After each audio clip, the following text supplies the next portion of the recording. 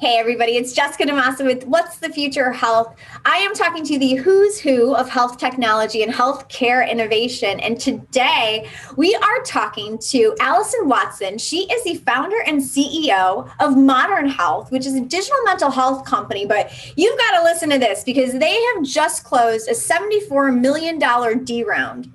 This is just a couple months, like 4 months after they closed a $51 million C round. Valuation now at 1.17 billion. And this is probably my favorite part, she is the CEO of the company that has gone to unicorn status faster than any other female founded company. So congratulations on all of that. Alyson, it is a pleasure to have you with us.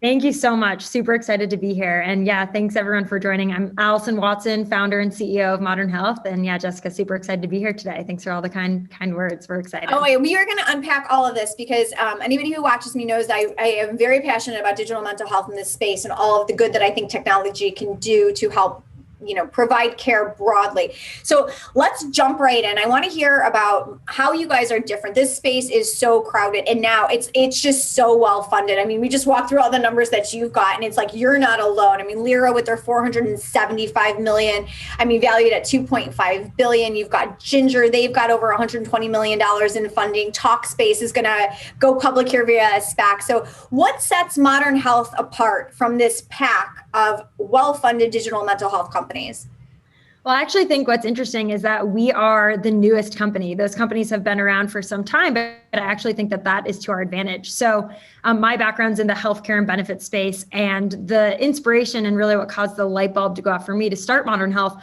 was looking at the space and seeing all these different solutions out there. So really what I saw was that if we think about mental health on this spectrum from green to red, and we all fall somewhere in that spectrum, right? But it ebbs and flows at different points in our life. Well, these solutions started cropping up that were focused on one subset of the population. So you had the Lyras of the world focusing on people in the red. They're really focusing on making it easy for someone to connect to a high-cost psychotherapist, as an example. You've got maybe Ginger as a solution focused on people in the yellow, making it easier for people to access a coach or a therapist through a chat-based app. Then you've got solutions like Headspace, Calm, and so forth that are more mindfulness meditation focused on people in the green. And in my previous roles where I worked with really innovative, amazing companies that were prioritizing mental health, they were looking to roll out a mental health solution, but they wanted to cover that full spectrum. So they would end up rolling out 3 different solutions to support their entire employee population. So seriously, there were companies out there that would roll out Calm, Ginger, and Lyra at the same company. And that's really what caused the light bulb to go off for me. I was like, well, wait a second. Not only is that a terrible user experience, employees don't know where to go for what. You might have someone struggling with depression who's starting with, a meditation app, and maybe that's not the right solution for them. Or maybe you have someone who just wants to improve mindfulness, now going to a high-cost psychotherapist, which is driving up the cost for the employer. So there needed to be a solution out there that would triage people to the right level of care based on their mental health needs, make it really personalized, great experience, focus on the user experience. And then, of course, as people shift from yellow to red or red to yellow, yellow to green, making sure that they can stay within one environment, that they don't have to go to all these other solutions and then ultimately drive up the cost for the employer. So that's really what was the inspiration and what caused the light bulb to go off for me, was to build a solution that covered that full spectrum. So to be honest, it takes pieces of what all these competitors are doing, but it does them all under one umbrella. And it makes it really easy for employees to engage in a meaningful way that feels personalized and relevant, but also to offer a solution to employers that is cost effective and efficient to scale to support their employee population. I love how you walked through that. And this reminds me of a talk that I did with Matthew Holt about digital mental health and specifically the market. And we created this cute little matrix that talks about, the severity of care. So it's like that wellness on the bottom with the more severe mental illness on the top, and how different care providers are on that y-axis there. Our x-axis, and I want to hear more about how you guys are doing this, is basically talking about the self-serve tech side of things versus the full-on clinician side of things. So tell me about what you guys have built there, because like you said, you've got pieces of all of that, but I want to hear specifically how you're floating along that axis. Yeah, it's a great question. So we support that entire population, and we have everything from digital content, which could be meditations, evidence-based digital courses that are proven to prevent or treat things like depression, maybe help with relationship issues or financial stress, right? Different topics that are relatable to what people are going through. Then you've gone in the next bucket, virtual coaching. So we work with coaches that are all certified, ICF certified, which is kind of the gold standard in the coaching world. So someone might connect to a mental health coach who specializes in these different areas. And then you've got therapy, right? For those who are struggling with maybe a clinical issue like depression, anxiety, and so forth, they would connect to a licensed therapist. And so the idea is that by making people get access to the right level of care at the right time, you're not sending someone who wants to work on mindfulness to a high-cost psychotherapist. You're making it a very personalized experience. So the way that it actually works is once we partner with an employer, we charge a PEPM so that all of their employees get access. We roll it out with the employer. You download the app, you take a quick assessment, a clinically validated assessment to identify where is your mental health at. You tell us what you want to work on. So what are your goals? What are your preferences? Is it career development? Are you struggling with depression? Is it you're going through divorce? Are you a new parent? And then based on all of this, we've built an algorithm in the back end that basically spits out a personalized mental health plan. And all of the access of everything that you would engage in is through our app. So then you get, triage to these different solutions. So that's kind of the baseline of what we started with. But what we're focused on now that really differentiates us in the market is this is the first inning of, where mental health is going. I mean, there's so much room for innovation. If you think about connecting someone to a therapist, that is like an old school way to solve mental health. There's a lot of people out there that can't afford to see a therapist. There's employers that can't pay for therapy for all their employees. There's a shortage of therapists. Yeah. So the rate at which mental health is the demand for mental health is increasing and mental health issues are skyrocketing. And especially with adolescents, there's a shortage on the supply side already. So if you're just solving mental health through the old school way of connecting someone to a therapist, and that's your be all end all and the only solution, well, eventually that bubble will burst because you're putting more pressure on the already constrained supply. And so what's happening is price increases as demand increases, and you have to pay to get to the front of the line. Well, eventually that doesn't work. You could solve for the demand through technology that allows providers to scale alternative modalities of care that allow more people to get care in a really cost-effective way that still drives outcomes. So with this latest round of funding, a big focus for us is what are the next new modalities of care, whether it's group sessions and group support. Maybe there's a world in which someone talks to an avatar instead of talking to a therapist because they feel more comfortable. Whatever it may be, the point I'm trying to make is that we're in the first inning and there's a lot of innovation that needs to happen. And I think, some of the competitors in the space are in the same boat as us, is there's still a big opportunity to innovate. Yeah, absolutely. And I keep saying this myself. I'm like, we are going to run out of mental health providers. And I'm not just talking about the clinicians that are out there, the actual doctors. I'm saying even social workers or some of the coaches that are certified. I mean, we are going to hit the end here. And I think Ginger usually says this, it's a supply and demand imbalance, and it absolutely is. So, very curious to find out what you guys have your eye on in terms of expanding that ability to deliver care and taking it out of having a person be so involved in the direct delivery of mental health. So, one of the things I wanted to ask about in that regard was about your acquisition of KIP. So I'm curious to hear about how this went about. And I think to myself, and this is, just me watching the market, it's all of these really well-funded leaders in this space. It's they're going to start acquiring the smaller ones because they're going to need what they've got, whether it be the different tech solutions that provide different kinds of care, or if it be practice management software, or if it be, their doctors that they have access to. So tell me about the acquisition of KIP and what this allows you to do. Yeah. So first and foremost, the team, the founder there, they were a company that went through Y Combinator. She's amazing. She joined our team as a product manager. She's overseeing building out our client reporting infrastructure. She's incredible. So I'd say she was at the top of our list of someone that we wanted to get on our team, and we're super excited to have her on board. They also built some really innovative and great technology that allows providers to drive outcomes in a meaningful way. So how they follow up with individuals through using this technology to ultimately drive outcomes. So we're really excited to have her on board. She's going to continue to innovate there and really focus on outcomes, clinical reporting, and ultimately being able to deliver those insights to an employer. All right, tell me a little bit about outcomes since you brought it up. I'd love to hear what you guys have. You have 220 enterprise clients. There's some big, nice names in there, so feel free to name drop as you're talking through this. But I'd love to hear about some of the impact that you've been able to demonstrate so far. Yeah, of course. And yeah, we're, of course, really humbled to be able to support some really awesome Roll them companies out. Let's go. all around the world. Let's see. We work with Pixar, SoFi, Okta, Electronic Arts, Rakuten, Cliff Bar, Zendesk, Udemy, and a number of others. But right, good job. Thank you. All right, so tell me what they're seeing. How are their employees using Modern Health? Like, talk about engagement. I want to hear about some of the impact. Yeah, of course. So our average engagement across our book of business is about 20 to 30%. And that's not just logging into the platform or registering. That's actually engaging in the platform in a meaningful way, whether it's connecting to a therapist, a coach, completing digital modules and programs, completing assessments, right? So actually engaging in the product.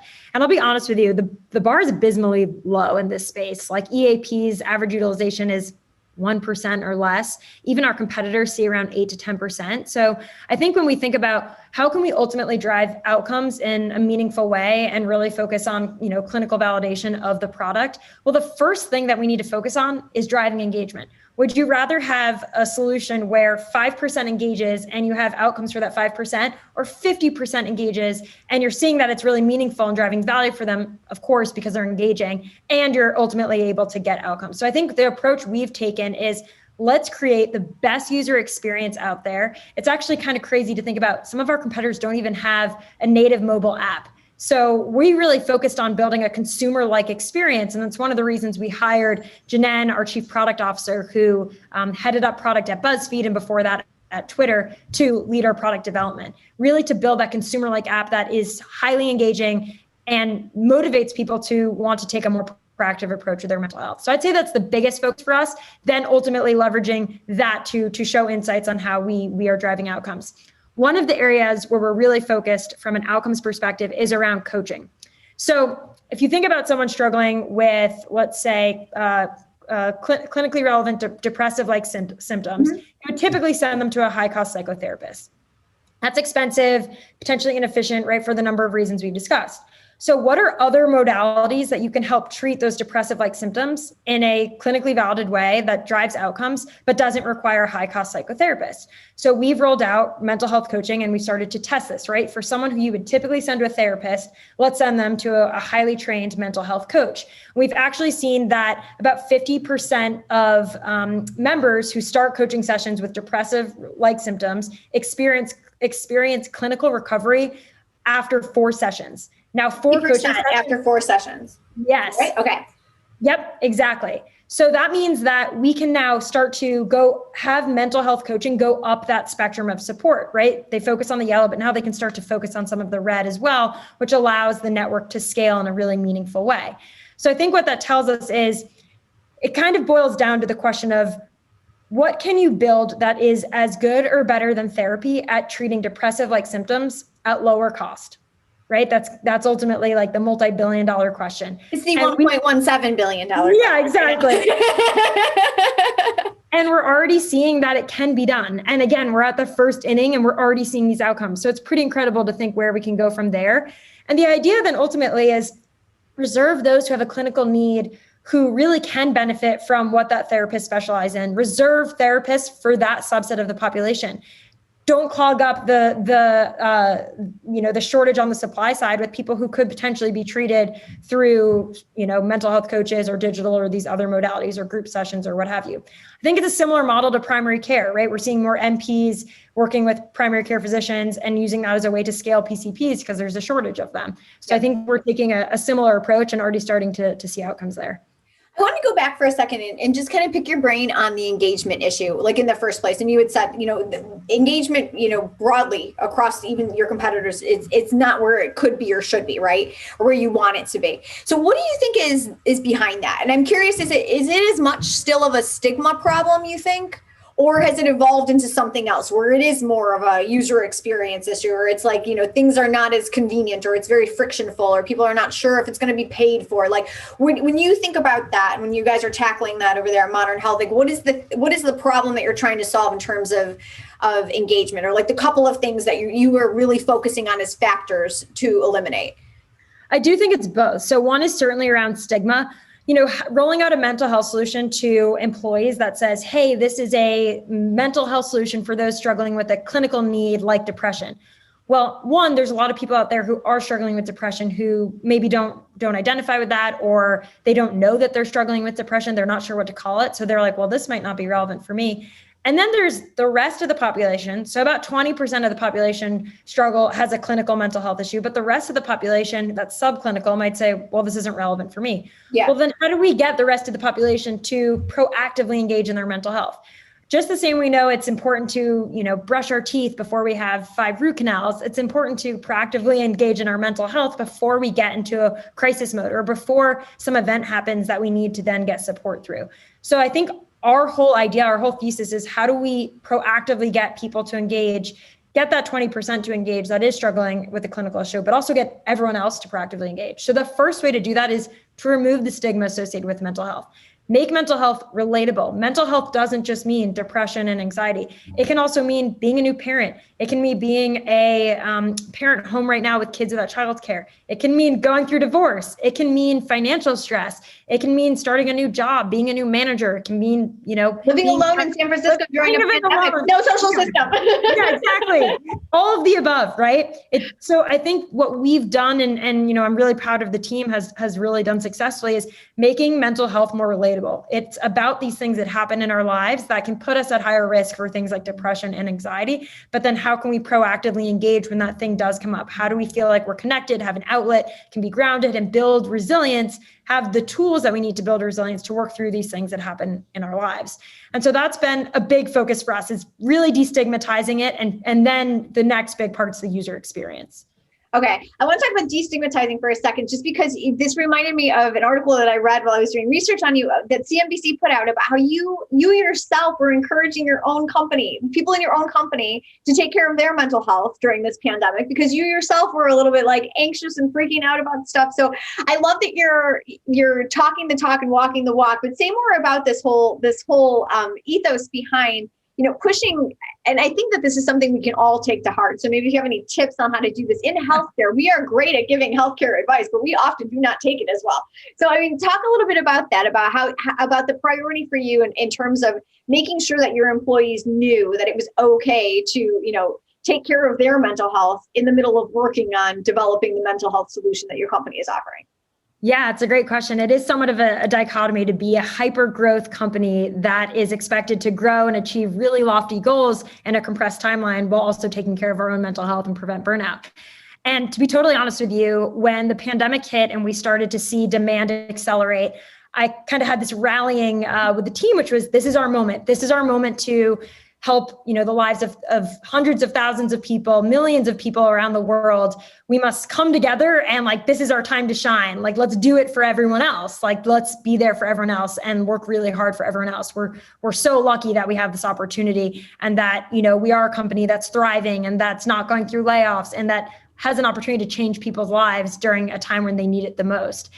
And everyone was how that could have backfired a little. Yeah, and everyone's like, yeah, totally, yeah. You know what? People rallied around it, and we were all kind of like, okay, let's do this. And also, we're in a pandemic, and this is also impacting us. Right. And a few weeks after I kind of said that in an all hands, we got this. This is our moment. I was literally staring at the computer, trying to write a 3-sentence email for 45 minutes, and I was like, oh my gosh, this is burnout. I can't stare at my computer anymore. I'm getting anxious. I'm feeling frustrated. So I just shut my laptop. I went for a run. I cleared my head, and it just dawned on me while I was going for a run. I was like, wow, the irony here of the comment I made is actually, we need to take care of ourselves in order to take care of others. It's like the notion of when you're on an airplane, put your face mask, put your mask on first. And so I shared with the team, I was like, I actually disagree with what I said. We need to focus on ourselves first. We need to prioritize our own mental health. I acknowledge this is a really tough time, even though we are fortunate to be a business that's booming during this time.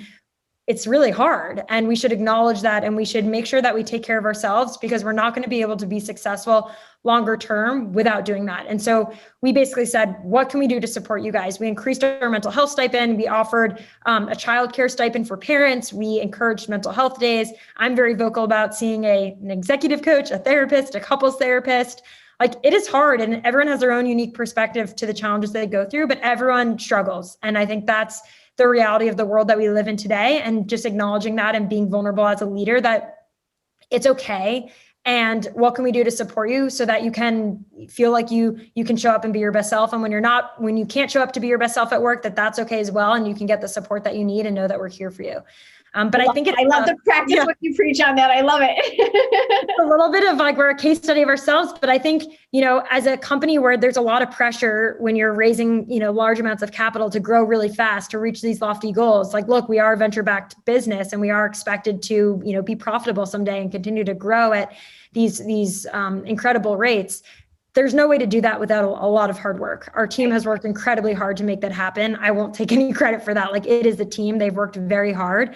But on the flip side of that is it increases risk for burnout. Like, there's a lot of things that come with a hyper growth company, and you do see higher burnout in the companies that are growing really fast and raise more capital. So how can we be a company that defies those odds and that can really take care of our own mental health while working really hard, and of course, like, continuing to achieve our lofty goals, but taking care of our own mental health along the way? And it's we're constantly learning. What can we do better? How can we better support our employees? I don't think you are alone in the constantly learning how to take care of ourselves and each other better bucket. Like, I think that everybody is always constantly trying to learn how to do that a little bit better.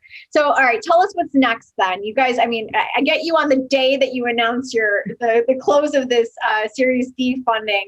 And, so you've got $74 million more to burn now. What is on the strategic roadmap so that you can scale up in a way that does not give you guys burnout or anything like that? The sensible growth strategy, the sensible yet high growth strategy coming out of Modern Health. Tell me all about it. Yeah, exactly. So one of the big focus areas is on innovating with new modalities of care. So we kind of talked about those major buckets that you're also seeing in the space. So what are new ways that we can solve mental health that's not traditional high-cost psychotherapy? So one area that we've seen this past year that's been really interesting that we've productized is around group and community support. So it's actually been really interesting to see in this world where there's a lot of research that shows we're more connected than we ever have been before, but there's an epidemic of loneliness, right? We're on Twitter, Instagram, LinkedIn, Facebook, sleeping next to our computers, tethered to technology. And in a world where we're so connected, we're on Zoom all day, then why is there this epidemic of loneliness? And the reason behind that is because what drives human connection is an opportunity to be authentic and vulnerable in front of another human. Like, we as humans crave that. It gives us endorphins. We feel good about it. We feel good about sharing our story in a safe space. And so we started to test this out as things were happening, whether, the pandemic, of course, the BIPOC community and everything that they're facing every single day with racial injustice, the political environment. These are things that we can create a safe space for people to heal with folks who are going through something similar. And the results have been incredible. Like, people will be on these group sessions and they'll share like, hey, I'm not even speaking and I'm crying just hearing this other person's story because I feel so connected to it. And now we can start to see that people can actually see clinical outcomes from connecting in a group to other groups. So I think at the core of this, a good example is AA, right? What are other areas that we can now create and simulate a similar structure, whether it's, again, new parents, the BIPOC community, relationship issues, being alone right now and single in San Francisco where you have no social network and can't see people. All these things that are impacting individuals, how can we then bring them together in a group where they can get that human connection by being vulnerable and ultimately start to feel better? And so that's one area where we're really investing in. We've productized it. We actually have it, to show some goodwill, available to the public right now. So for anyone who wants to test it out, you can go to circles.modernhealth.com and join one of those group sessions yourself. That's very cool. Ooh, we'll have to check that out. Yeah. All right, last thing for you. I just want to, as somebody who's in this space, and I love how you started out this interview talking about your background and, having watched kind of like these different solutions tackle different patient populations. I'm curious about, mental health in general, the whole idea of mental health care and where it sits in healthcare. And I would love to get your opinion on something that's been kind of, I've been thinking a lot about ever since I heard this said in a session that I moderated. So, talking a lot about, how mental health care is carved out of regular healthcare, like even the way that it's paid for. And this was like a holdover from the managed care days. And so it's completely separate from healthcare. The comment that was made during that session was that, it needs to move back in. And I feel personally, just watching this space, it seems like it's starting to get integrated in. And I think primary care companies like those that you've mentioned some of the standalone primary care providers, the crossover healths or, Village MD or One Medical, like they're doing a better job of looking at integrating mental health in.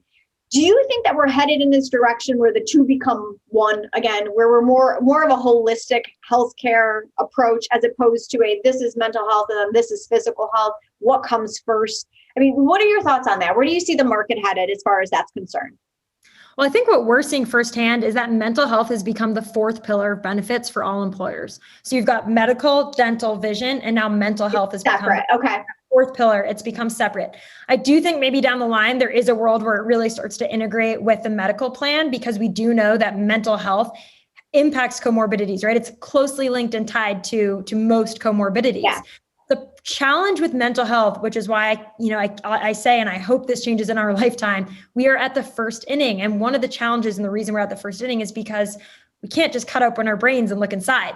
So most around mental health is self-reported. Even with antidepressants, most antidepressants, their efficacy is placebo effect. That is really interesting to think about. That one just shows how powerful the brain is, right? Our minds. But I think it also shows that with physical health, I mean, you can do your biometrics, you can check your cholesterol, you can check your weight, and you can see the changes over time. It's actually much easier to monitor. Mental health is really hard to monitor. And it's hard because one, it's self-reported, but two, it's really personal. It's really private. It still has a stigma associated with it. So there's solutions that are cropping out there that are algorithms that you can, download on your phone, and maybe it tracks if you become at high risk for depression. People aren't comfortable with that yet. So until we get to that point, how are we going to be able to track progress and outcomes of mental health with comorbidities in health? So I think there's a lot of room for innovation in the space. But at the end of the day, we still are, the reality is, people are self-reporting how they feel. So I think as we get more people self-reporting, we get more data, we'll be able to start to better measure these things and tie them to health. But I think until we get there, we'll see mental health separate as something that we need to solve, because if we can't, and we don't, the workforce is at risk, right? The rate at which we're innovating will eventually decline. The next billion-dollar idea is in someone's head, a human's head, not a robot's head, for better or for worse. And so how do we continue to innovate at the rate we're innovating if we're not taking care of our minds and we're seeing mental health issues are increasing? So I think while we continue to see how it impacts the workforce and until we can get more data on it, I think it'll be separate. But I do think as we get more data, we'll start to draw the correlation between overall physical health and mental health, and even our vision and even dental. There's a lot of research out there to show that our mouth health impacts our mental health. Yeah, the CDC has that flagged. Yep, exactly. So I think there's so much out there that we don't know yet. And I think we're still at the first inning. And the best thing we can do is innovate as quickly as possible and iterate as quickly as possible so we can get more data to ultimately drive a better user experience that can get people the help that they really need. All right, Alyson Watson, leading the team over there at Modern Health to do just that. Let's hope. Thank you so much for stopping by to join us, and congratulations again on your Series D round. That is a huge accomplishment to hit unicorn valuation status faster than any other female-founded company. That's pretty cool. Congratulations. Thank you so much. Thanks. Team effort. But yeah, thanks so much. And thanks for having me. No problem. If you would like to check out more interviews with those who are leading the thinking on the future of health, please check out my YouTube channel. That is youtube.com/WTF Health. We'll talk to you guys soon. I'm Jessica DeMassa. Take care.